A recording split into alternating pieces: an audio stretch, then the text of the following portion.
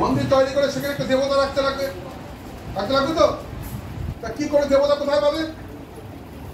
মাঠে গেছে, মাঠে গিয়ে দেখে দুটো পাথর পড়ে আছে, একটা পাথর পরিষ্কার পরিচ্ছন্ন আর একটা একটু নোংরা।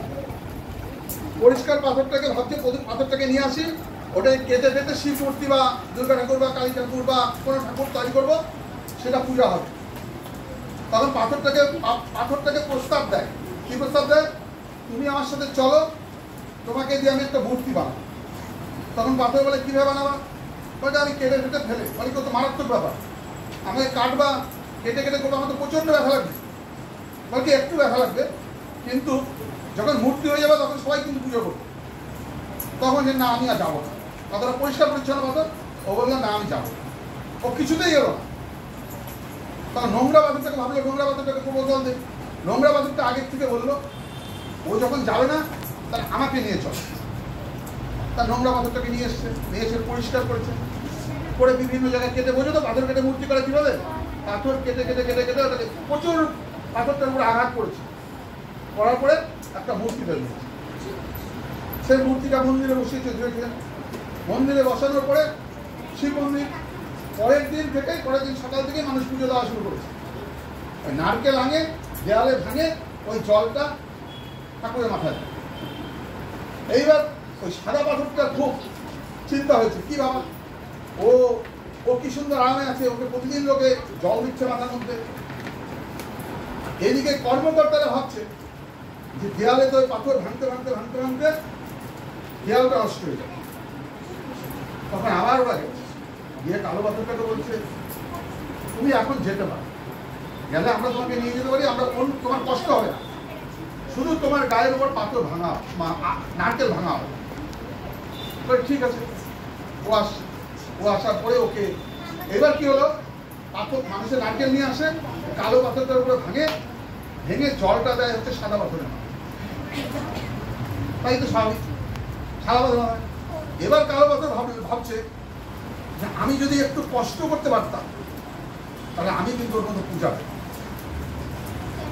আমার কথা বুঝতে পেরেছি?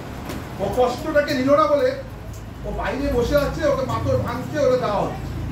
তা আমাদেরকে কিন্তু তোমরা এখন ঠিক করবে, কি করবা?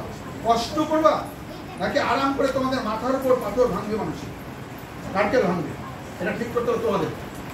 যারা পড়াশোনা করে না তাদের মাথায় কিন্তু কেউ এসে কাঁঠাল ভাঙে, কেউ নারকেল ভেঙে ব্যবস্থা করে।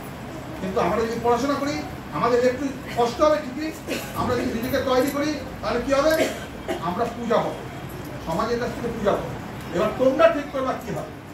পাশাপাশি আরেকটা কথা বলি, এটা আমার দেখা ঘটনা, সেটা হচ্ছে যেটা তোমরা সবসময় মোবাইল নিয়ে বসে থাকো। তোমরা হয়তো বলবে মাও তো বসে থাকে, বাবাও তো বসে থাকে, তারা কিন্তু একটা স্টেজ পার করিস, তোমরা মোবাইল নিয়ে বসে থাকো। এবার আমার দেখা, আমি চিড়িয়াখানায় গেছি দেখতে, চিড়িয়াখানায় একটা বানর হাত বের করেছে, আমি একটা কলা দিচ্ছি, কি দিয়েছি? বানর কলাটা নিয়ে হাত ঢোকানোর চেষ্টা করছে, পারছে না, কলাটা আটকে যাচ্ছে, বারবার অনেকক্ষণ চেষ্টা করছে। তখন বানর কলাটাকে ফেলে দিচ্ছে, ফেলে দেওয়ার পরে হাতটা ইজি ঢুকে গেছে। আমরা যদি মোবাইল ফেলতে না পারি আমাদের কিন্তু হাত আটকে যাবে, এটা কিন্তু মাথায় রাখতে হবে। আমরা যদি মোবাইল ফেলতে না পারি তাহলে আমার হাত কিন্তু পার করতে পারবো না। পার করতে হলে কি করতে হবে বলো, জোরে বলো? মোবাইল ফেলে দিই, মোবাইল ফেললে পরেই হাতটা ইজি ঢুকবে। কোনটা লোক বেশি, মোবাইল ওই কলাটা বানরের না বেঁচে থাকাটা? বেঁচে থাকাটা। সুতরাং আমাদের বাঁচার জন্য ওই মোবাইলটা, আমাদের কলা নেই, ওই কলার সমমূল্যের হচ্ছে মোবাইল। তা আমরা মোবাইলটাকে ফেলে দিব, ফেলে দিলে পরে আমরা আগামী দিনে ভালোভাবে বাঁচতে পারবো। এবার বলো তো কে কে মোবাইল ফেলতে পারবো, হাত তোলো তো। সবাই তো ফেলতে পারবে, তাহলে মায়েরা সবাই থাকলো, পরের দিন আমি রিপোর্ট দিব কে কে বানরের মতো বাইরে কলা ফেলে হাত ঢুকাতে পেরেছে, হাত পেরেছে। ঠিক আছে, এবার আমরা শুরু করবো। ঠিক আছে, ঠিক আছে, সবাই শুরু করবো। এবার সবাই ফেলবো। এবার আমরা অঙ্ক শিখবো কেন? ফার্স্ট কথা হচ্ছে অঙ্কটা শিখবো কেন? শিখবো কেন? আরো চাকরি পাওয়ার জন্য নাকি?